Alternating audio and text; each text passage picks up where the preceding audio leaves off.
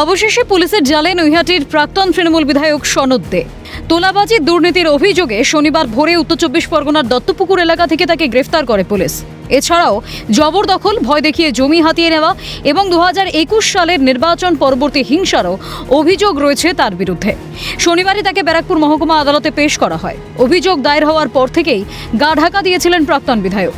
দিন কয়েক আগে নৈহাটি থানার পুলিশ তার বাসভবন, ফ্ল্যাট এবং কার্যালয় সংলগ্ন ব্যবসায়িক প্রতিষ্ঠানে তল্লাশি চালালেও তাকে পাওয়া যায়নি।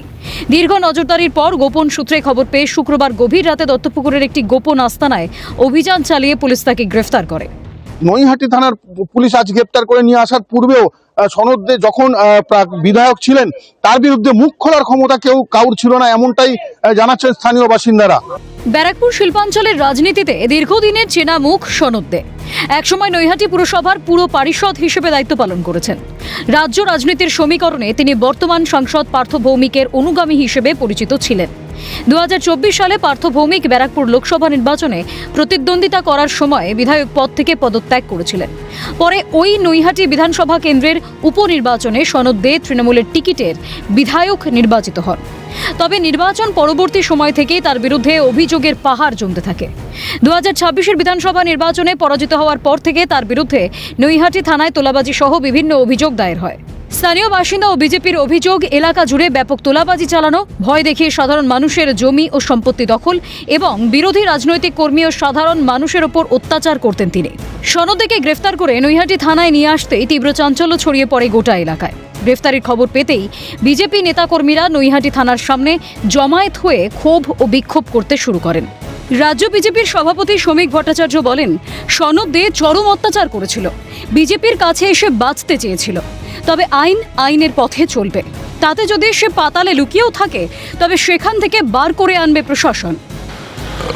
গ্রেপ্তার হওয়ার ছিল, গ্রেপ্তার হয়েছে। চরম অত্যাচার করেছে, বিভিন্নভাবে বিজেপির কাছে এসে বাঁচতে চাইছে। তো আইন আইনের পথে চলছে।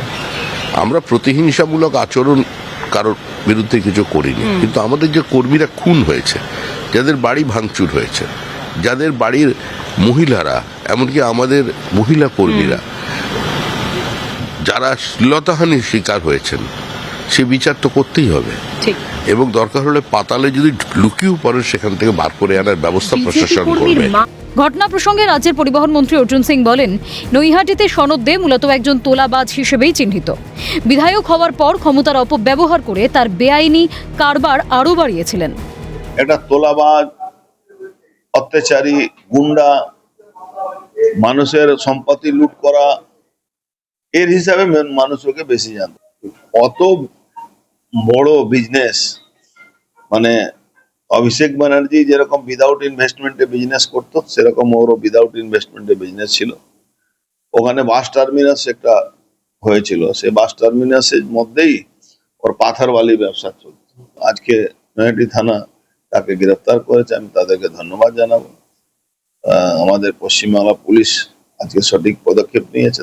শুধু কোমরে দড়ি বেঁধে ঘোরানোটা খুব একটু কম হয়ে যাবে। যা অত্যাচার করেছে, যেভাবে মহিলাদের উপরে শ্লীলতাহানি করেছে, মহিলাদের উপরে মেরেছে, অভয়া ঘটনা যখন মিছিল বেরিয়েছিল তাদেরকে মেরে হাত ভেঙে দিয়েছে, পা মাথা ফাটিয়ে দিয়েছে, জামা ছিঁড়ে দিয়েছিল, সে তার উপরে অত্যাচার যা করেছে, সে মায়েরা, দিদিরা, বোনেরা, সাধারণ মানুষ ক্ষমা করে। সব মিলিয়ে সনদের গ্রেফতারিকে কেন্দ্র করে ব্যারাকপুর মহকুমার রাজনৈতিক মহল এখন উত্তপ্ত। পুলিশ সূত্রে জানানো হয়েছে, আদালতের নির্দেশের উপর ভিত্তি করে তাকে হেফাজতে নিয়ে পরবর্তী তদন্ত প্রক্রিয়া চালানো হবে। নৈহাটি থেকে হিমাদ্রি শেখর ভট্ট, ক্যালকাটা নিউজ।